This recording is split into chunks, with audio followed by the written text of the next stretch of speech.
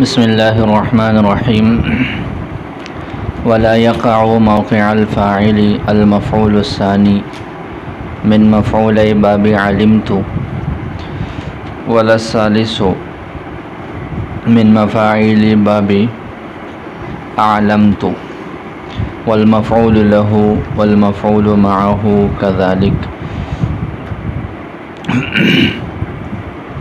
مفعول ما لم یسمى فاعلہ، بیٹھ جاؤ جو لیٹ آئے ہوئے ہیں۔ مفعول ما لم یسمى فاعلہ کی تعریف آپ لوگوں نے پڑھ لی کہ ہر اس مفعول کو کہتے ہیں کہ فاعل کو حذف کر کے اس مفعول بھی کو فاعل کی جگہ پر رکھا گیا، اس پر فاعل کے احکامات جاری کر لیے جاتے ہیں۔ اور اس کے لیے شرط بھی آپ لوگوں نے پڑھ لی کہ اگر اس فاعل کا تعلق فعل سے تھا جس کو حذف کیا گیا تو اس فعل کو مجہول کے صیغہ میں منتقل کرنا یہ ضروری ہے، یہ اس کے لیے شرط ہے۔ تو یہ اس میں بنیادی طور پر مفعول کو قائم مقام بنایا جاتا ہے۔ مفعول ہوگا تو پھر وہ قائم مقام بنے گا، اگر مفعول ہی نہیں ہے تو وہ قائم مقام کیسے بن؟ پھر مفاعل کے کئی صورتیں ہیں، کچھ افعال ایسے ہیں جو متعدی ہیں اور پھر بیک مفعول ہے، دو مفعول چاہے کسی کو چاہیے، کسی کو تین مفاعل چاہیے، تو یہ اس طرح ہیں۔ پھر مفعول کی اور ساری قسمیں ہیں، مفعول بھی ہے، مفعول لہو ہے، مفعول معہو ہے۔ تو اگلی کلام میں مصنف رحمۃ اللہ علیہ نے یہ بحث بیان فرمائی ہے کہ ان بہت سارے مفاعیل میں سے کس کس کو نائب فاعل بنایا جا سکتا ہے اور کس کو نہیں بنایا جا سکتا۔ سب سے پہلے ماتن رحمۃ اللہ علیہ نے، علامہ ابن حاجب رحمہ اللہ تعالی نے ان مفاعیل کو بیان فرمایا جن کو ہم نائب فاعل نہیں بنا سکتے، ان کو فاعل کی جگہ پر نہیں رکھا جا سکتا۔ 4 مفعول ایسے ہیں۔ کتنے ہیں؟ باب علمتو کا مفعول ثانی، باب اعلمتو کا مفعول ثالث، مفعول لہو اور مفعول معہو۔ متن میں کتنے مفاعیل کا ذکر ہے؟ 4 مفاعیل ایسے ہیں کہ جن کو نائب فاعل یا مفعول ما لم یسمى فاعلہ نہیں بنایا جا سکتا، یہ جائز نہیں۔ کون کون سے ہیں؟ باب علمتو کا مفعول ثانی، باب اعلمتو کا مفعول ثالث، مفعول لہو اور مفعول معہو۔ اب یہ کیوں نہیں بنائے جا سکتے؟ ہر ایک کی مستقل وجہ جو ہے وہ شارح نے شرح کے اندر ذکر کی ہے۔ دیکھیں، ولا یقع المفعول الثانی، مفعول ثانی واقع نہیں ہے۔ ولا یقع المفعول الثانی، متن کو متن کے ساتھ جوڑے، ولا یقع المفعول الثانی، مفعول ثانی واقع نہیں ہے۔ اس کا تو یہ مطلب ہے کہ جی کلام عرب میں مفعول ثانی باب علمتو کا ہے ہی نہیں۔ صرف متن کی عبارت پڑھ کے کیا سمجھ میں آتا ہے؟ ولا یقع المفعول الثانی من باب علمتو، کہ جی باب علمتو کا مفعول ثانی واقع نہیں ہے۔ تو متبادر الی الذہن تو یہی بات جو ہے وہ یہی ہے، اور یہی بات سرسری طور پر دیکھنے سے سمجھ میں آتی ہے کہ اس عبارت کا مطلب یہ ہے کہ کلام عرب میں باب علمتو کا مفعول ثانی نہیں ہے، حالانکہ یہ تو واقع کے خلاف ہے۔ باب علمتو کے بہت سارے مفاعیل ہیں جو ثانی موجود ہے کلام عرب میں۔ اس کا جواب دیتے ہیں کہ یہاں پر کلام عرب میں وقوع مراد نہیں ہے، بلکہ وقوع موقع الفاعل مراد ہے۔ کیا ہے؟ ولا یقع موقع الفاعل، تو موقع الفاعل اس ابہام کو دور کرنے کے لیے، اس وہم کو دور کرنے کے لیے ہے کہ جی کلام عرب میں وقوع نہیں ہے۔ کلام عرب میں تو ہے مفعول ثانی باب علمتو کا، لیکن وہ نائب فاعل بنے، فاعل کی جگہ پر قائم مقام ہو جائے، ایسے نہیں ہو سکتا۔ تو فرماتے ہیں ولا یقع موقع الفاعل، فاعل کی جگہ پر واقع نہیں ہو سکتا المفعول الثانی، مفعول ثانی من باب علمتو۔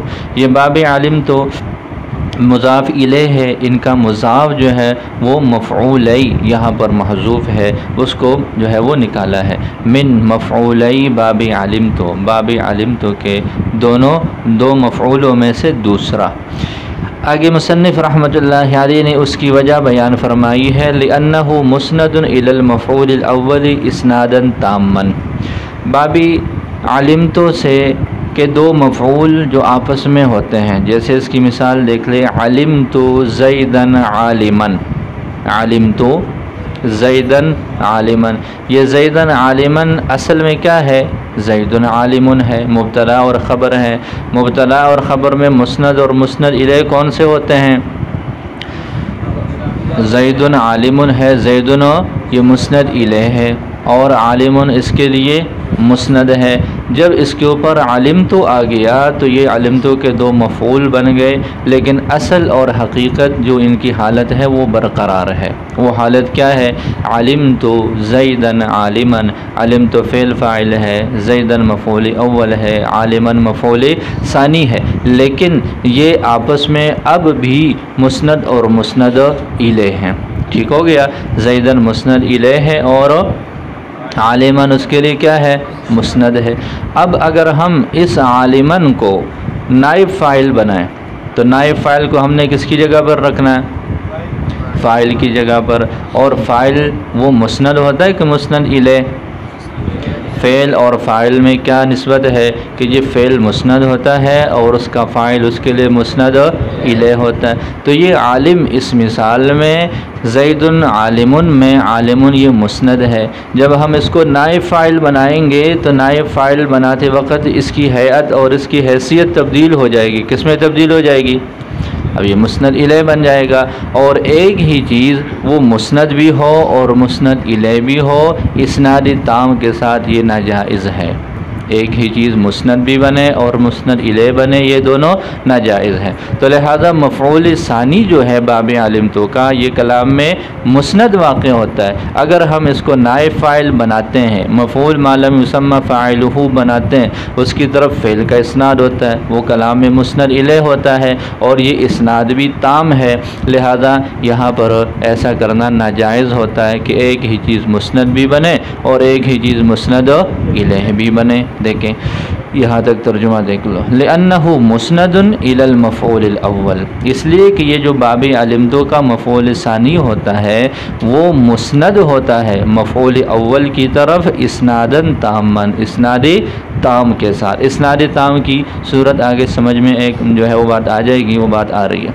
فلا اسند الفعل الیہ، لہذا اگر فعل کا اس کی طرف اسناد کر لیا جائے، فعل کا اسناد کیسے ہوگا کہ اب یہ فعل کے لیے نائب فاعل بنے گا اور وہ مسند الیہ ہوتا ہے، ولا یکون اسنادہ الا تاما، اور اس کا اسناد تو تام ہی ہوتا ہے، لزم کونہ مسندا الیہ معا، تو اب اس کا مسند الیہ ایک ساتھ ہونا واقع آئے گا۔ پہلے وہ مسند ہے، اب یہ مسند الیہ ہو جائے گا، دونوں کا ایک ساتھ ہونا لازم آتا ہے۔ مع کون کل من الاسنادین تاما، باوجود دونوں اسنادوں کے تام ہونے کے، باوجود دونوں اسنادوں کے ایک ساتھ میں تام ہونے کے، یہ ناجائز ہے کہ ایک اعتبار سے وہ مسند بھی ہو، ایک اعتبار سے وہ مسند الیہ بھی ہو اور دونوں کا اسناد جو ہے وہ تام ہو، ایسا یہ ناجائز ہے۔ اب یہاں پر اگلی ایک جو ہے وہ مثال ہے، مثال یہ ہے کہ جی اعجبنی ضرب زید عمرا، اعجبنی ضرب، اعجبہ ایک فعل ہے، نون وقایا ہے یا مفعول بھی ہے، ضرب اس اعجبہ کا فاعل ہے، ضرب اعجبہ کا کیا ہے؟ فاعل ہے، تو یہ فعل مسند ہے اور ضرب اس اعتبار سے مسند الیہ ہے۔ پھر یہ ضرب مصدر ہے، اس کے بعد دیکھیں ضرب زید عمرا، ضرب زیدن، یا پڑھ چکے ہو کہ جب بھی ہم مصادر کو مضاف بناتے ہیں تو اضافت کے وقت یا تو ان کی نسبت اور ان کی اضافت فاعل کی طرف کبھی ہوتی ہے، کبھی وہ مفعول کی طرف ہوتی ہے، لہذا ضرب زید میں ضرب، یہ جو زید ہے یہ ضرب کا فاعل ہے، یہ ضرب کا کیا ہے؟ یہ شبہ فعل میں آپ لوگوں نے پڑھ لیا کہ جیسے فاعل فعل کے ہوتے ہیں اسی طرح فاعل اور شبہ فعل کے بھی ہوتے ہیں، اور شبہ فعل میں مصدر بھی آپ لوگوں نے پڑھا ہے، تو یہ ضرب مصدر ہوا، شبہ فعل ہوا اور زید اس کا فاعل، اور یہاں پر آپ لوگ پڑھ چکے ہو کہ یہ فاعل مسند الیہ ہوتا ہے اور اس سے پہلے والا فعل یا شبہ فعل کیا ہوتا ہے؟ مسند ہوتا ہے۔ تو یہاں پر دیکھیں اس ضرب میں دونوں حیثیتیں جمع ہو گئی، اعجبہ کے لیے یہ مسند الیہ ہے اور زید کے لیے یہ مسند ہے، تو یہاں تو دونوں حیثیتیں جمع ہو رہی ہیں، اور ابھی آپ لوگوں نے کہا کہ یہ دونوں حیثیتیں ایک ساتھ جمع نہیں ہو سکتی، اس کا جواب بھی آپ لوگوں نے پڑھ لیا۔ کیا جواب اس کا پڑھ لیا کہ جی اسناد سے مراد کیا ہے، دونوں اسناد تام ہو، وہ دونوں اسناد کیا ہوں، اسناد تام، اور مصدر کا جو اسناد ہوتا ہے چونکہ اس کی ظاہری تو کوئی شکل نہیں ہوتی، آپ کہتے ہیں ضرب زید، تو ضرب مضاف ہے، زید مضاف الیہ ہے، لفظی اعتبار سے یہ مسند اور مسند الیہ نہیں ہے، معنوی اعتبار سے یہ مسند اور مسند الیہ ہے، تو لفظی اعتبار سے تو ضرب مضاف ہے اور زیدن اس کے لیے مضاف الیہ ہے، لہٰذا یہ اسناد حقیقی نہیں ہے، اسناد تام نہیں ہے، بلکہ یہ ناقص ہے کہ معنوی اعتبار سے تو چلو ہے، لیکن یہ ہے کہ لفظی اعتبار سے ان کا آپس میں اسناد والا تعلق نہیں ہے۔ تو اعجبہ کا اسناد ضرب کی طرف ہے، یہ اسناد تام ہے، لیکن ضرب کا جو اسناد زید کی طرف ہے یہ اسناد تام نہیں ہے، لہذا اس طرح کا دو حیثیتیں جو ہے وہ ایک ہی لفظ میں جمع ہو سکتی ہیں۔ تو کون سی حیثیتیں جمع نہیں ہو سکتی؟ جب اسناد تام کے ساتھ ایک چیز مسند بھی ہو اور وہ مسند الیہ بھی بنے، ایسے نہیں، ہاں ایک حیثیت اس کی تام کی ہے، دوسری حیثیت ناقص کی ہے، یا دونوں ہی حیثیتیں کس کی ہے، ناقص کی ہے، تو پھر وہ آپس میں جمع ہو سکتے ہیں، بخلاف اعجبنی ضرب زیدن کے عمرن کے، لأن احد الاسنادین، اس لیے کہ دو اسنادوں میں سے ایک، اور وہ اسناد المصدر، مصدر کا اسناد ہے، غیر تام، وہ تام نہیں ہے۔ جی عبارت کی سمجھ آ گئی؟ بولو۔ تو کتنے ہو گئے؟ ایک مفعول ہو گیا، اس کی وجہ بھی آپ لوگوں نے پڑھ لی۔ ولا والثالث من باب اعلمت، متن کی عبارت ہے والثالث من باب اعلمت، تو یہ ماقبل واو عاطفہ ہے، واو عاطفہ کی وجہ سے ماقبل والی عبارت نکالی ہے لا، کہ جی یہ تیسرا جو مفعول ہوگا باب اعلمت کا یہ بھی واقع نہیں ہو سکتا۔ الثالث صیغہ صفت ہے، اس سے پہلے المفعول کا لفظ نکالا ہے موصوف کو متعین کرنے کے لیے۔ من باب اعلمت، باب سے پہلے مفاعل کا لفظ نکالا ہے، یہ بتانے کے لیے کہ یہاں مضاف جو ہے وہ محذوف ہے، من مفاعیل باب اعلمت، باب اعلمت کے مفاعیل میں سے تیسرے کا حکم بھی یہی ہے۔ اس کی وجہ کیا ہے؟ از حکمہ حکم المفعول الثانی سے اس کی وجہ بیان فرمائی ہے، وہ یہ ہے کہ جی یہ جو آپ لوگوں نے اس سے پہلے ایک مثال دی تھی، کون سی مثال لی تھی؟ علمت زیدن عالمن، زید عالم ایک مبتدا اور خبر ہے، اس پر علمت داخل ہو گیا، لہذا اب یہ بن گیا علمت زیدن عالمن۔ اب اسی علمت کو جب باب علمت مفعول بھی ہی یہ دو چاہیے، اس کو یہ متعدی بدو مفعول ہے، اور پھر آپ لوگ جب وہ باب افعال پر کوئی چیز لے جاتے ہو، کوئی فعل وہ لازمی ہوتا ہے، تو باب افعال پر جا کر وہ کیا بن جاتا ہے؟ متعدی بن جاتا ہے۔ اب ایک اسم ایک لفظ پہلے سے متعدی بدو مفعول ہے، اس کو باب افعال پر لے جائیں گے تو ایک مفعول کا اضافہ ہو جائے گا۔ تو اسی علمتو کو جب ہم نے اعلمتو بنایا، علمتو کو جب کیا بنایا؟ اعلمتو، تب اس کو کتنے مفعول چاہیے؟ 3 چاہیے، لہذا اس کو 3 مفعول بنائیں گے، تو اسی زید عالم کے ساتھ ایک اسم اور بھی لگ جائے گا۔ ہم یوں کہیں گے کہ اعلمت عمرا زیدا عالما، میں نے عمر کو بتایا زید کے عالم ہونے کا۔ اعلمت عمرا، میں نے عمر کو بتایا زیدا عالما، زید کے عالم ہونے کا۔ تو دیکھیں اب یہاں پر ایک مفعول اور اضافہ ہو گیا، لیکن جو دوسرا اور تیسرا مفعول ہے ان کے درمیان نسبت اسی طرح برقرار ہے کہ وہ آپس میں مسند اور مسند الیہ ہیں، ایسے ہی ہے نا۔ علمت زیدا عالما، زید عالم آپس میں مسند اور مسند الیہ ہیں، ایک لفظ آپ نے اور اضافہ کر لیا جو مفعول اول بن جائے گا، اعلمت عمرا زیدا عالما، تو جو عالمن ہے وہ پہلے بھی مسند تھا اسناد تام کے ساتھ، باب اعلمت کا جب وہ تیسرا مفعول بن گیا اب بھی وہ کیا ہے؟ وہ اسناد تام کے ساتھ مسند ہے، لہذا اگر ہم اس کو نائب فاعل بنائیں گے تو پھر وہی بات آ جائے گی کہ جی اسناد تام کے ساتھ ایک کلمہ ہے، وہ مسند بھی بن رہا ہے اور مسند الیہ بھی بن رہا ہے، اور یہ ناجائز ہے۔ تو فرماتے ہیں کہ از حکمہ، اس لیے کہ اس کا حکم حکم المفعول الثانی، من باب علمتو، اس کا حکم باب علمتو کے مفعول ثانی کی طرح ہے، فی کونہ مسندن، اس کے مسند ہونے میں، اس کے مسند ہونے میں۔ بات سمجھ آ گئی؟ تو دو مفعول پڑھ لیے، باب علمتو کا مفعول ثانی، باب علمتو کا مفعول ثالث، کہ یہ کلام میں مسند واقع ہوتے ہیں، لہذا اگر ہم ان کو نائب فاعل بناتے ہیں تو پھر یہ مسند الیہ بن جائیں گے، اور ایسا کرنا ناجائز ہے۔ تیسرے مفعول کے بارے میں فرمایا کہ جی والمفعول لہو، تیسرا مفعول جو نائب فاعل نہیں بن سکتا وہ کون سا ہے؟ مفعول لہو دو طرح کا استعمال ہوتا ہے، ایک وہ مفعول لہو ہے جو لام کے ساتھ ہو، دوسرا وہ مفعول لہو ہے جو بغیر لام کے ہو۔ جو لام کے ساتھ ہے وہ لام جارہ ہوتا ہے، وہ مفعول لہو مجرور ہوتا ہے، وہ مفعول لہو کیا ہوتا ہے؟ مجرور ہوتا ہے۔ وہ نائب فاعل بھی بن سکتا ہے، وہ نائب فاعل بھی بن سکتا ہے، لیکن اس مفعول کی بات ہو رہی ہے مفعول لہو کی جس کے ساتھ لام نہ ہو اور وہ منصوب ہو، وہ کیا ہو؟ منصوب۔ تو فرماتے ہیں والمفعول لہو بلا لامن، مفعول لہو کی کون سی صورت مراد ہے؟ بلا لامن، لام کے بغیر والی صورت مراد ہے، جو لام کے ساتھ ہو، جیسے آخر میں بات انہوں نے ذکر کی ہے، وہ نائب فاعل واقع ہو سکتا ہے۔ اس کی کیا وجہ ہے؟ یہ کیوں نائب فاعل نہیں بن سکتا؟ اس کی وجہ یہ ہے کہ یہ مفعول لہو کی تعریف کیا ہے؟ مفعول لہو کی تعریف کیا ہے؟ جو اپنے سے پہلے والے فعل یا شبہ فعل کی علت بتاتا ہے کہ جی ما قبل والا فعل یا شبہ فعل کیوں واقع ہوا ہے، اس کے لیے علت کا بیان ہوتا ہے۔ اس علیت کے بیان کی نشانی کیا ہے؟ نصب ہے۔ وہ علت بیان کر رہا ہے نا مفعول لہو، اور یہ نصب اس کی علیت کے لیے بطور علامت کے ہے، بطور کس کے ہے؟ علامت کے ہے کہ جی یہ منصوب ہے، یہ مفعول لہو ہے، لہذا نصب سے اس کے مفعول لہو پر علامت ہے، اور پھر یہ آگے اس کی وجہ بیان کر رہا ہے۔ لیکن اگر جب ہم کیا کریں گے، اس کو نائب فاعل بنائیں گے، تو جب نائب فاعل بنائیں گے تو کیا ہوگا؟ نصب برقرار ہے کہ ختم ہو جائے گا؟ بولو نا، نائب فاعل پر تو حالت رفع ہوتی ہے، لہٰذا جب اس کو نائب فاعل بنائیں گے اس کی نسبی حالت ختم ہو کر رفع میں تبدیل ہو جائے گی، لہٰذا اب اس پر جب رفع آئے گی تو جو اس میں علیت کی نشانی تھی وہ نشانی بھی کیا ہو جائے گی؟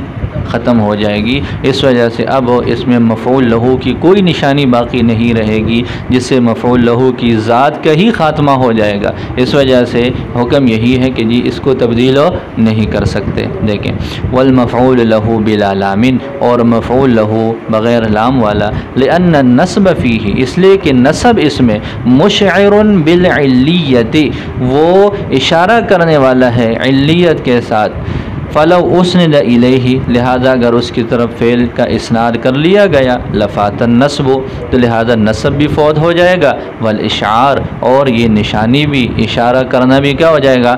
فوت ہو جائے گا، ختم ہو جائے گا۔ لفات النصب والاشعار، تو یہ نصب اور اشارہ کرنا دونوں ختم ہو جائیں گے۔ سمجھ آ گئی؟ تو بات آ گئی کہ یہ مفعول لہو ہے، مفعول لہو کو اگر ہم نائب فاعل بنائیں گے تو اس کو پھر مرفوع پڑھیں گے۔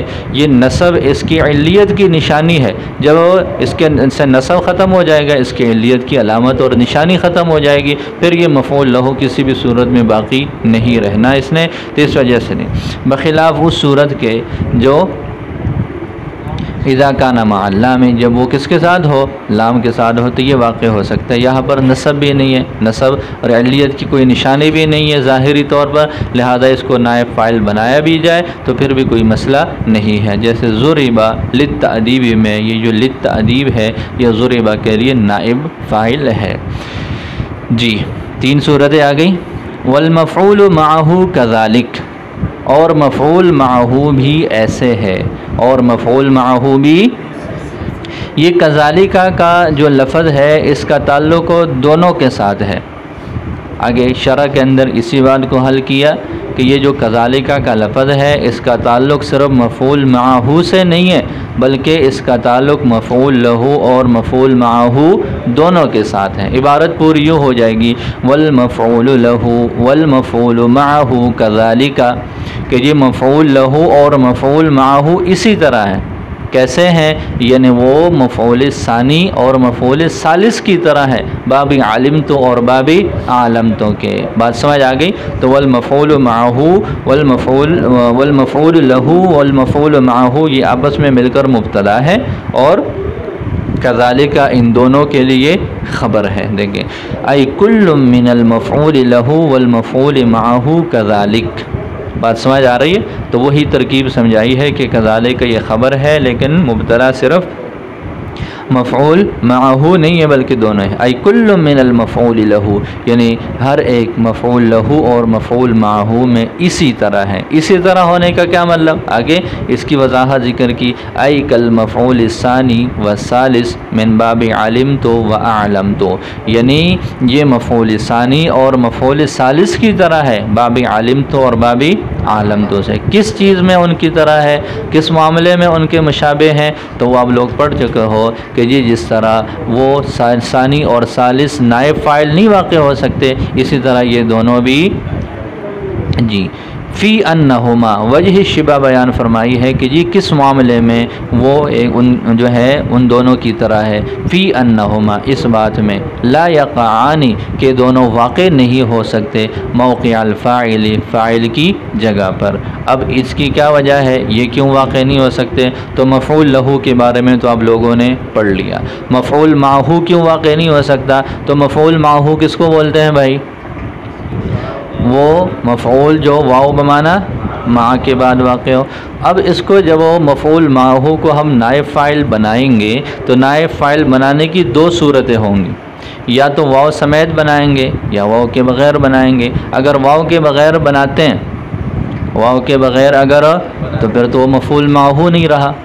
مفعول معہ تو وہ تب ہے جب وہ واو بمانا مع کے بعد ہو۔ جب ہم اس کو واو سے کاٹ لیں تو پھر اس کی وہ مفعول معہ والی حیثیت ہی ختم ہو جائے گی، تو پھر نائب فاعل وہ تو بن جائے گا لیکن پھر وہ مفعول معہ باقی نہیں رہے گا۔ تو واو کے بغیر بھی نہیں بنا سکتے، اس لیے کہ اس کی حیثیت اپنی ذاتی طور پر وہ مکمل طور پر ختم ہو جاتی۔ اگر واو کے ساتھ بناتے ہیں، تو واو کے ساتھ بنانے میں خرابی یہ ہے کہ واو اصل یہ جتنے بھی ہیں اصل ان میں حرف عطف ہے۔ واو اصلی معنی کے اعتبار سے اس میں عطف والا معنی ہے، ٹھیک ہے؟ اور عطف جب دو چیزوں کے درمیان لائی جاتی ہے تو وہ انفصال کی دلیل ہوتی ہے۔ انفصال کا کیا مطلب ہے کہ جی آپ دیکھیں ایک ہی ذات ہے، تو ایک ذات کو اگر آپ ذکر کرتے ہیں تو اس کے درمیان میں آپ کسی واو حرف عطف کو یا کسی اور حرف عطف کو لا سکتے ہیں۔ زید ہے، ایک آدمی ہے، زید کو دوبارہ ذکر کرنا، زید و زید، زید کی ذات کو ذکر کرتے ہوئے کیا درمیان میں حرف عطف کو لایا جا سکتا ہے؟ ایک ہی ذات ہے تو ایک ہی ذات کو ایک ہی مرتبہ ذکر کر دیا، درمیان میں حرف عطف کو تو لایا نہیں جا سکتا۔ حرف عطف ہمیشہ اسی جگہ استعمال ہوتا ہے جہاں دو چیزوں کی ذات الگ ہو، جہاں دو چیزوں کی ذات ہو۔ آپ کہتے ہیں کتاب و قلم زید و عمر، زید الگ ہے، عمر الگ ہے، کتاب الگ ہے، قلم الگ ہے، درمیان میں یہ واو کا آنا اس بات کی دلیل ہے کہ معطوف اور معطوف علیہ ذات میں الگ ہے۔ تو لہذا واو کا استعمال یہ وہیں پر ہوتا ہے جہاں پر دو چیزیں کیا ہوتی ہیں، ایک دوسرے سے الگ الگ ہوتی ہیں۔ کبھی بھی ایک ذات کے درمیان حرف عطف کا استعمال نہیں ہوتا۔ فعل کے بارے میں آپ لوگ پڑھ چکے ہو کہ یہ فاعل اس کے لیے جز کی طرح ہے، پڑھ چکے ہو کہ نہیں؟ فاعل اس کے لیے جز کی حیثیت سے۔ اب یہ جو نائب فاعل ہے یہ بھی فاعل کی طرح ہے، فاعل کی جگہ پر آ گیا۔ اب فاعل کی جگہ پر اگر ہم اس کو استعمال کریں واو سمیت تو مطلب یہ ہو جائے گا کہ فاعل یہ جو نائب فاعل ہے یہ الگ چیز ہے اور فعل الگ چیز ہے، دونوں کی ذات الگ ہے۔ حالانکہ یہ مسئلہ پڑھ چکے ہیں کہ جی فاعل یہ فعل کا ایک جز ہے، اس کی ذات کا ایک حصہ ہے، یہ کوئی الگ چیز نہیں ہے، لہذا درمیان میں واو کا استعمال کرنا یہ ٹھیک نہیں ہے۔ تو مفعول معہ کو نائب فاعل بنانا ٹھیک نہیں ہے۔ وجہ کیا ہے؟ اگر واو کے ساتھ استعمال کرتے ہیں تو واو تو اصل میں عطف کے لیے ہے، عطف یہ انفصال کی دلیل ہے، اس کی دلالت اس بات پہ ہے کہ ما قبل اور ما مقامات میں دو الگ الگ چیزیں، جبکہ یہ فاعل کی جگہ پر واقع ہے تو جو فاعل کا حکم ہوگا وہ اسی کا حکم ہوگا، اور فاعل یہ فعل کے لیے جز کی حیثیت سے ہے، دونوں میں کوئی انفصال نہیں ہے۔ دیکھیں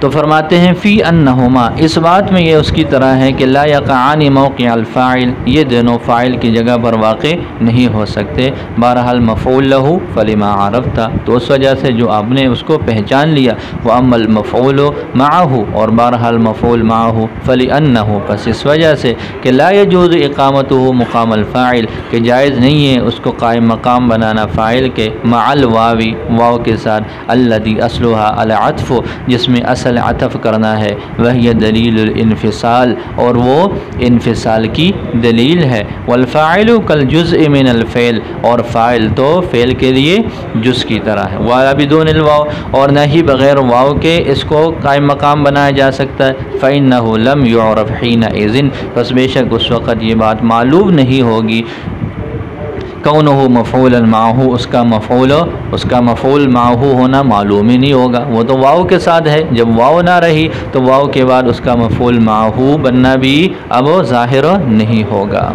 جی یہ بات سمجھ آ گئی۔ تو چار مفاعیل ذکر کیے ہیں جن کو نائب فاعل نہیں بنایا جا سکتا۔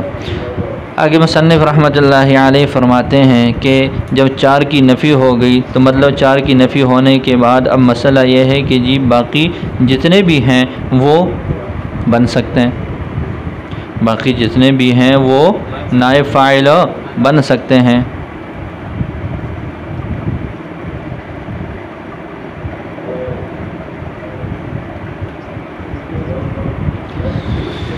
اب آگے مسئلہ یہ ہے کہ جی بہت سارے ہیں، ان چار کے علاوہ تو مفاعیل کی کئی صورتیں، ان چار کے علاوہ تو مفاعیل کئی طرح کے ہیں، تو کس کو بنائیں گے؟ پھر فیصلہ کیسے ہوگا؟ متعین کس کو کرنا ہے؟ تو آگے اس کا حکم بیان فرمایا، وَإِذَا وُجِدَ الْمَفْعُولُ بِهِ تَعَيَّنَ لَهُ، کلام میں جب مفعول بھی ہوگا تو وہی متعین ہوگا۔ کلام میں جب مفعول بھی ہوگا، مفعول بھی ہے، مفعول جو ہے وہ فی بھی ہے، ظرف زمان ہے، ظرف مکان ہے، مفعول مطلق ہے، ہاں جار اور مجرور ہے، یہ سارے ہی ایک جملے کے اندر موجود ہے، اور وہاں فعل مجہول ہے، تو نائب فاعل کس کو بنائیں گے؟ تو فرمایا کہ جی باقی اگر سارے موجود ہو اور مفعول بھی ہو تو پھر مفعول بھی ہی متعین ہوگا، پھر مفعول بھی ہی متعین ہوگا، کسی اور کو نہیں بنایا جا سکتا۔ وَإِذَا وُجِدَ الْمَفْعُولُ بِهِ، جب مفعول بھی پایا جائے، تعین لہ، تو وہی متعین ہے اس کے لیے، کس کے لیے؟ یعنی فاعل کی قائم مقام بنانے کے لیے۔ تو کہتے ہیں کہ جی یہ تو کوئی بتانے والی بات ہی نہیں ہے، مفعول بھی ہے تو اسی کو نائب فاعل بنائیں گے، یہ بتانے کی کیا ضرورت ہے؟ ہم اتنے چھوٹے بچے بھی تو نہیں ہیں، ہمیں بھی تو پچھلے 3 سال میں جو نحو پڑھی ہوئی وہ ساری باتیں ہمیں یاد ہیں، تو اس بات کا بھی پتہ ہے کہ جی مفعول بھی ہے تو وہ نائب فاعل بن جائے گا، اس کے شرح جامی میں بتانے کی تو کوئی ضرورت نہیں ہے۔ اس کا جواب یہ دیتے ہیں کہ جی مطلب یہ نہیں ہے کہ مفعول بھی ہوگا تو اسی کو، بلکہ کہنے کا مطلب یہ ہے کہ ایک خاص صورت ہے کہ کلام میں وہ مفاعیل ایک سے زائد ہے جو نائب فاعل واقع ہو سکتے ہیں۔ میں نے بتایا مثال میں کتنے مفاعیل ہیں، کافی سارے ہیں کہ جی مفعول بھی ہے، ظرف زمان بھی ہے، ظرف مکان بھی ہے، مفعول مطلق بھی ہے، جار اور یہ سارے ایسے ہیں جو نائب فاعل بن سکتے ہیں۔ تو صورت خاص ہے، صرف مفعول بھی کی بات نہیں ہو رہی جو آپ کو پتہ ہے کہ اس کو نائب فاعل بنائیں گے، بلکہ صورت یہ ہے کہ اور بھی کئی طرح کی چیزیں ہیں جو نائب فاعل بن سکتی ہیں، تو پھر کس کو بنائیں گے؟ تو یہ والی صورت ہے۔ فرماتے ہیں وَإِذَا وُجِدَ الْمَفْعُولُ بِهِ، جب مفعول بھی پایا جائے، فی الکلام، کلام میں، مع غیرہ من المفاعیل، اس کے علاوہ ان مفاعیل سمیت جو الذی یجوز وقوعها موقع الفاعل، جن کا فاعل کی جگہ پر واقع ہونا جائز ہے، جن کا واقع ہونا کیا ہے؟ جائز ہے، وہ ایک سے زائد ہے۔ تعینہ، یعنی یہ مفعول بھی، تعینہ کے اندر ضمیر ہے، المفعول بھی اس کا مرجع ہے، متعین ہو جائے گا وہ لہو، اس کے لیے، ہو ضمیر کا مرجع کیا ہے؟ ای لوقوعہ موقع الفاعل، اس کا فاعل کی جگہ پر واقع ہونے کے لیے یہی متعین ہے۔ اس کی کیا وجہ ہے؟ لشدت شبہہ بالفاعل سے مصنف رحمۃ اللہ علیہ نے وہ وجہ بیان فرمائی کہ جی ان تمام میں مفعول بہ کو ہی کیوں متعین کرنا ہے۔ وجہ یہ ہے کہ جی آپ لوگ پڑھ چکے ہو کہ جی فعل کا سمجھنا موقوف ہے فاعل پر۔ فعل کی سمجھ اسی وقت آ سکے گی جب اس کا فاعل سامنے آ جائے۔ اسی طرح فعل متعدی کا سمجھنا یہ جس طرح فاعل پر موقوف ہے اسی طرح مفعول بہ پر بھی موقوف ہے۔ آپ کہتے ہیں میں نے کان کھینچے، میں نے، تو اب ظاہر ہے اگلے کو شبہ ہوگا کہ پتہ نہیں کس کے کھینچے ہیں۔ میں نے مارا، اگلے کے ذہن میں ابھی بات پوری سمجھ میں نہیں آئی۔ کب تک سمجھ نہیں آ سکتی؟ اس وقت تک نہیں آ سکتی جب تک آپ مفعول بہ کا ذکر نہیں کر سکتے۔ تو جس طرح فعل، اس ضرب والے فعل کو سمجھنے کے لیے فاعل کی ضرورت ہے، اسی طرح اس کی مکمل وضاحت حاصل کرنے کے لیے مفعول بہ کی بھی۔ تو جس طرح فعل کا تعقل، فعل کا سمجھنا موقوف ہے فاعل پر، اسی طرح سمجھنا موقوف ہے مفعول بہ پر۔ تو گویا کہ دونوں ایک جیسے ہو گئے، فعل کے لیے فاعل اور مفعول بھی ایک جیسے ہو گئے، لہذا پہلے اصل تو فاعل ہے، اگر فاعل نہیں ہے تو پھر جو فاعل کے درجے میں اہم ہے وہ چیز ہے اور وہ مفعول بھی ہے۔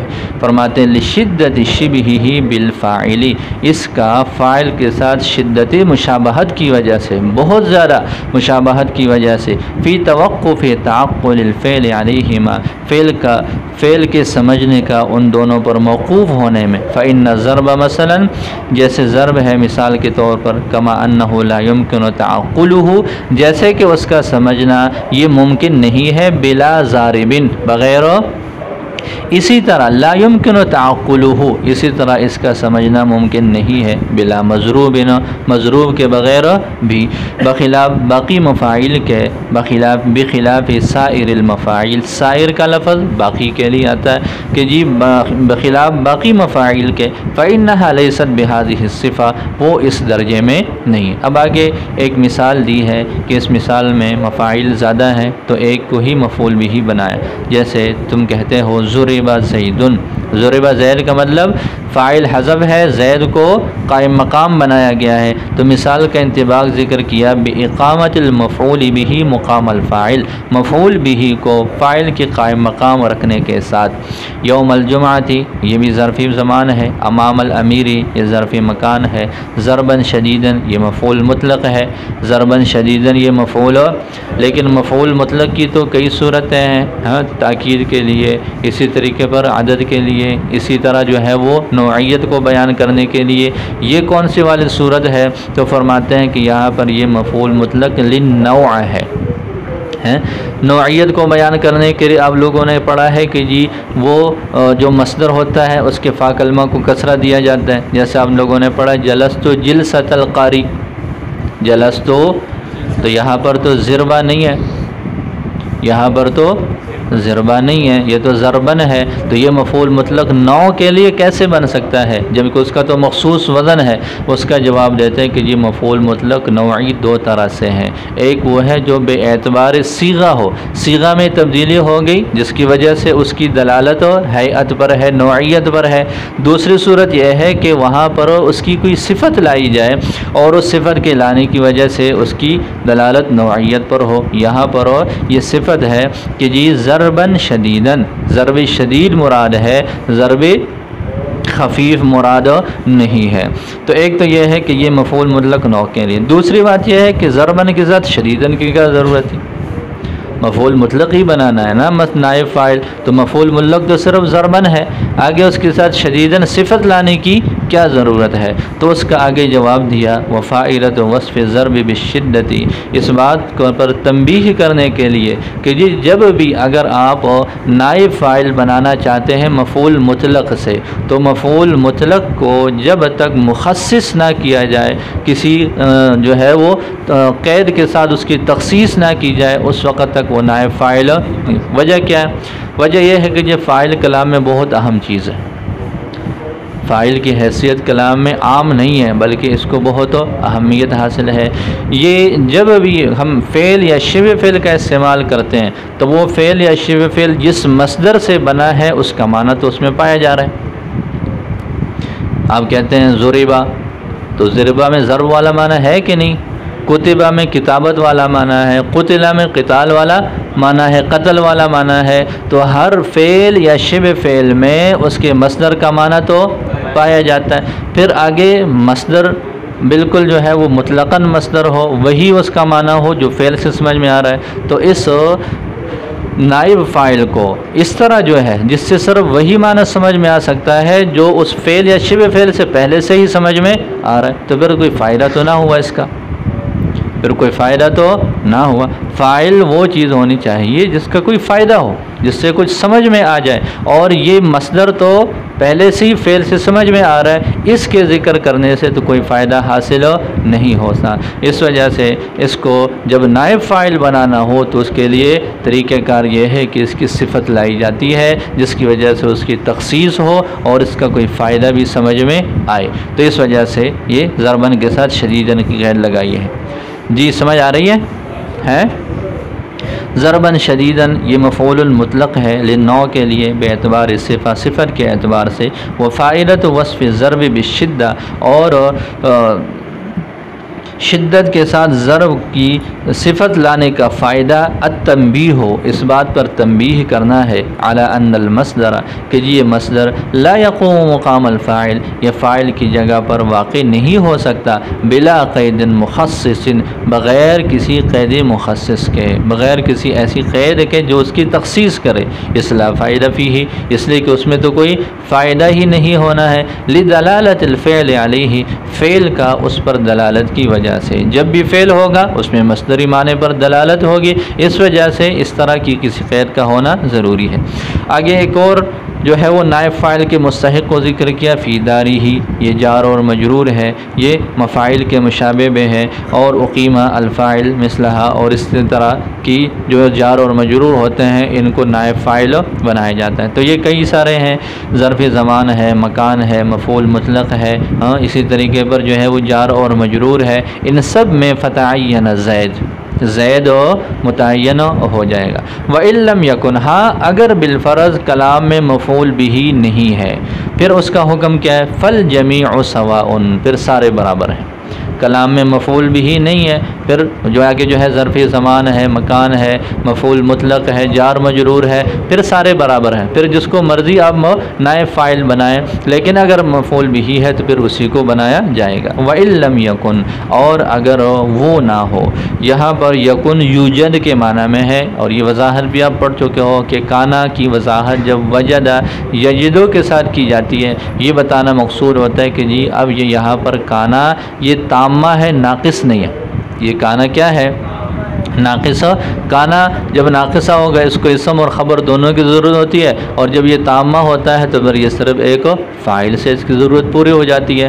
تو وَإِن لَّمْ يُوجَدْ فِي الْكَلَامِ الْمَفْعُولُ بِهِ، یوجد سے اس کی وضاحت کی ہے یہ بتانے کے لیے کہ لم یکن یہاں پر وہ فعل ناقص نہیں بلکہ فعل تام ہے۔ وَإِن لَّم يَكُنْ، اور اگر نہ ہو، یہ شرط ہے، آگے فَالْجَمِيعُ سَوَاءٌ اس کے لیے جزا ہے، وَإِن لَّم يَكُنْ پورا جملہ ہے، وہ پورا جملہ کیا ہے وہ آگے ذکر کیا، وَإِن لَّمْ يُوجَدْ فِي الْكَلَامِ الْمَفْعُولُ بِهِ، اگر کلام میں مفعول بھی نہ ہو، فَالْجَمِيعُ تو لہٰذا باقی سارے برابر ہیں۔ جمیع کے بعد عبارت نکالی ہے ما سوا المفعول به، یہ عبارت نکال کر اس بات کی طرف اشارہ کیا کہ الجمیع پر جو الف لام ہے یہ عوض میں ہے، الجمیع پر الف لام کس طرح کے ہے، عوضی ہے، اس کو مضاف الیہ کے عوض میں ذکر کیا گیا ہے۔ فالجمیع سے مراد کیا ہے، جمیع ما سوى المفعول به، مفعول به کے علاوہ باقی جتنے بھی ہیں وہ سارے کے سارے برابر ہیں۔ کس معاملے میں برابر ہیں، فی جواز وقوعها موقع الفاعل، فاعل کی جگہ پر ہو اس کو واقع کرنے کے لیے۔ بات سمجھ آ گئی؟ بولو۔ آگے مصنف رحمۃ اللہ علیہ نے یہ بیان فرمایا کہ اگر کسی کلام میں مفعول بھی ایک سے زائد ہے، یہ تو بات ہو گئی نا کہ جی مفعول بھی ایک ہے، مفعول بھی کے علاوہ دوسرے مفاعیل ہیں، لیکن اگر مفعول بھی ہی ایک سے کیا ہو زائد ہو پھر کس کو بنائیں گے؟ مفعول بھی ایک نہیں ہے کلام میں بلکہ ایک سے زائد ہے، پھر کس کو بنائیں گے؟ تو فرماتے ہیں کہ جی والاول من باب اعطیت اولا من الثانی، اگر بالفرض باب اعطیت کا مفعول کے دو مفعول ہوتے ہیں، باب اعطیت سے مراد یہ ہے کہ ہر وہ فعل جو متعدی ب دو مفعول ہوتے ہیں اور جو دوسرا ہوتا ہے وہ پہلے کا غیر ہوتا ہے، دوسرا پہلے کا کیا ہوتا ہے؟ غیر، مطلب ان کے درمیان کوئی وہ مسند اور مسند الیہ والی نسبت نہیں ہوتی، جیسے علمت اور اعلمت میں پڑھ لیا ہے۔ اس کے علاوہ متعدی ب دو مفعول ہے، پہلا کچھ اور چیز ہے، دوسرا مفعول بھی ہی کچھ اور چیز ہے، تو باب اعطیت سے اگر ہو تو اس میں پھر مسئلہ یہ ہے کہ جی جو دوسرا ہے، دوسرا اس کو مثال سے سمجھ لیں، پھر ویسے اس کی بات کر لیتے ہیں۔ آپ کہتے ہیں کہ اعطیت زیدن درہمن، اعطیت زیدن درہمن، میں نے زید کو درہم دیا۔ یہ دیکھیں، یہ قلم ہے، یہ میں عثمان کو دے رہا ہوں، لو۔ عثمان نے اس کو پکڑا کہ نہیں پکڑا؟ بولو، جب میں نے اس کو قلم دیا تو اس نے اس کو پکڑ لیا، تو اس کے پکڑنے کی وجہ سے وہ فاعل بنا۔ ایسے ہی ہے نا، جب آپ کسی کو کوئی چیز پکڑاتے ہیں تو آپ نے تو اس کو چیز دے دی، آگے سے اس نے وہ چیز پکڑ لی تو اس کے پکڑنے کی وجہ سے وہ فاعل بن گیا، اور جو چیز وہ لے رہا ہے وہ اس کے حساب سے مفعول بھی ہے۔ تو باب اعطیت میں یہی ہوتا ہے کہ جو اس کا پہلا مفعول ہوتا ہے اس میں فاعلیت والا معنی ہوتا ہے، اس میں فاعلیت والا معنی ہوتا ہے، وہ آخذ ہوتا ہے، لینے والا ہوتا ہے، لینے والے کی وجہ سے وہ فاعل والا معنی رکھتا ہے۔ جو دوسری چیز ہوتی ہے وہ مأخوذ ہوتی ہے، تو جو اس کا مفعول اول ہے اس میں فاعلیت والا معنی اس اعتبار سے پایا جاتا ہے۔ جب ہم نے نائب فاعل بنانا ہے تو اس کو بنائیں گے تو وہ زیادہ اولا ہے، وہ زیادہ بہتر ہے۔ دوسرے کو بنائیں تو جائز تو ہے لیکن اولا اور بہتر کیا ہے؟ وہ پہلا ہی ہے۔ تو مسئلہ کیا ہوا؟ اگر باب اعطیت کے دو مفعول بھی واقع ہیں تو پہلے کو نائب فاعل بنانا یہ زیادہ بہتر ہے، اس لیے کہ اس میں فاعلیت والا معنی ہے، وہ آخذ ہے، وہ لینے والا ہوتا ہے، اور دوسرا مفعول بھی وہ مأخوذ ہوتا ہے۔ یہ اس وقت ہے جب پتہ چل رہا ہو کہ یہ لینے والا ہے اور یہ چیز دی جا رہی ہے۔ لیکن اگر بالفرض دونوں ہی ایسے ہوں کہ جن میں آخذ والا معنی پایا جا سکتا ہے، اگر بعض مرتبہ اعطیت کے مفعول اول اور مفعول ثانی کیا ہوتے ہیں؟ آپ کے غلام ہیں، آپ کے پاس کیا ہے؟ غلام ہے، آپ کہتے کہ جی اس غلام کا نام بالفرض عثمان ہے، اس غلام کا نام کیا ہے؟ آپ کہتے ہیں میں نے عثمان سمیع اللہ کو دے دیا، عثمان سمیع اللہ کو دے دیا۔ عثمان بھی ایسا ہے کہ جو انسان ہے آخذ بننے کی صلاحیت رکھ رہا ہے، سمیع بھی ایسا ہے کہ جو انسان ہے اس میں پکڑنے کی صلاحیت موجود ہے۔